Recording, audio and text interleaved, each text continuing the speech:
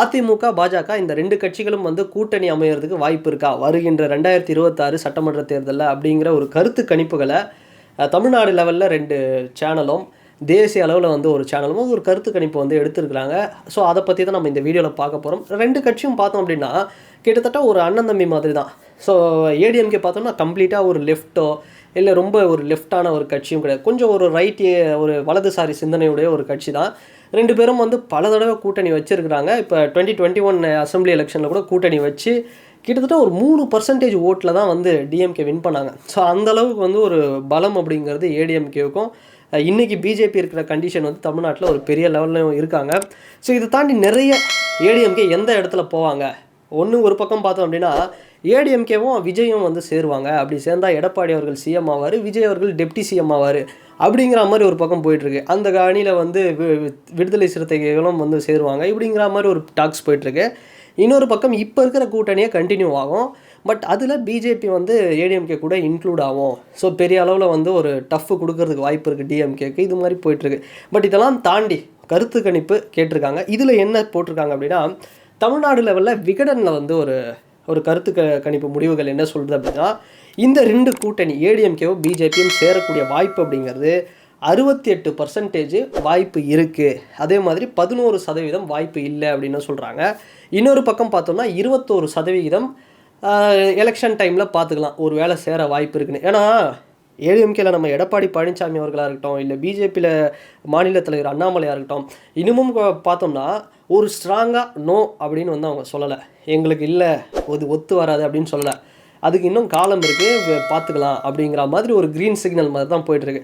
So அந்த வகையில் பார்க்கும்போது இந்த கருத்து கணிப்புகள் ஏற்ற மாதிரி தான் வந்து நடக்கும் அப்படிங்கிறது தோணுது. பட் இன்னொரு பக்கம் பார்த்தோம்னா சாணக்கியாவுடைய அந்த சேனலில் என்ன சொல்கிறாங்க, மீடியாவில் 46% வாய்ப்பு இருக்குது, 35% வாய்ப்பு இல்லை, 19% அதுங்களும் வந்து அதாவது தேர்தல் டைமில் வந்து பார்த்துக்கலாம் அப்படிங்கிற மாதிரி வந்து ஒரு இதுதான் போயிருக்கு. இப்போ பெரும்பான்மையாக பார்த்தோம் அப்படின்னா தமிழ்நாடு லெவலில் வாய்ப்பு வந்து அதிகமாக தான் இருக்குது. ஸோ பர்சன்டேஜ் அப்படிங்கிறது 50% மேலே தான் இருக்குது இந்த 2 கட்சிகளும் வந்து கூட்டணி சேர்றதுக்கு.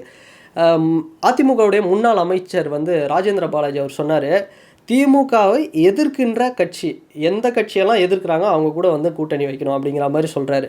ஸோ அந்த வகையில் பார்க்கும்போது இது வந்து பிஜேபியோட ஒரு சேர்றதுக்கு பெரிய அளவில் வாய்ப்பு இருக்குது அப்படின்னே சொல்லலாம்.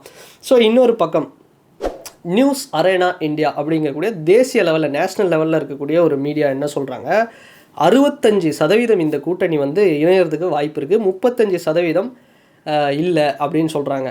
ஸோ அதே மாதிரி தான் மீதி வந்து பார்த்தோம் அப்படின்னா இது வந்து ஒரு கூட்டணி அப்படிங்கிறது என்ன டெசிஷனுங்கிறது எலெக்ஷனுக்கு முன்னாடி தான் உருவாகும். எனக்கு ஜனவரி மாதம் தெரியும்னு நினைக்கிறேன், 2026 ஜனவரியில் தெரிஞ்சிடும்.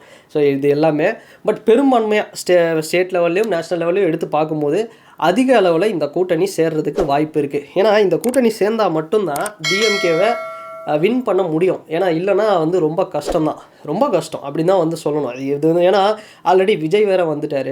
இப்போ விஜய் வந்துட்டார் அப்படிங்கும் போது என்ன ஆகும் அப்படின்னா, ஏடிஎம்கேலேருந்து தான் கொஞ்சம் பேர் வந்து ஓட்டு அப்படிங்கிறது விஜய் அவர்களுக்கு விழும். ஒரு மும்முனை போட்டி அப்படிங்கிற மாதிரி தான் வரும். ஸோ ஒரு பக்கம் டிவிகே, ஒரு பக்கம் டிஎம்கே, இன்னொரு பக்கம் ஏடிஎம்கே பிஜேபி அலைன்ஸு. ஸோ இப்படி தான் இருக்கும். பட் இது இல்லாமல் போச்சு அப்படின்னா, ஒரு பிஜேபி தனியாக இருந்ததுன்னா ஒரு 4 முனை போட்டி இருக்கும். அப்புறம் இல்லை இந்த ஒரு 4 கட்சிகள், இந்த 4 இதில் பார்த்தோம்னா ஈஸியாக வந்து வின் பண்ணுறதுக்கு பெரிய அளவில் வாய்ப்பு இருக்குது. யாருக்குன்னா டிஎம்கேவுக்கு பெரிய அளவு. மீண்டும் வந்து மக்களே வந்து இப்போது ஸ்லோகன் சொல்ல ஆரம்பிச்சிருவாங்க, மீண்டும் ஸ்டாலின், வேண்டும் ஸ்டாலின் அப்படிங்கிற மாதிரி.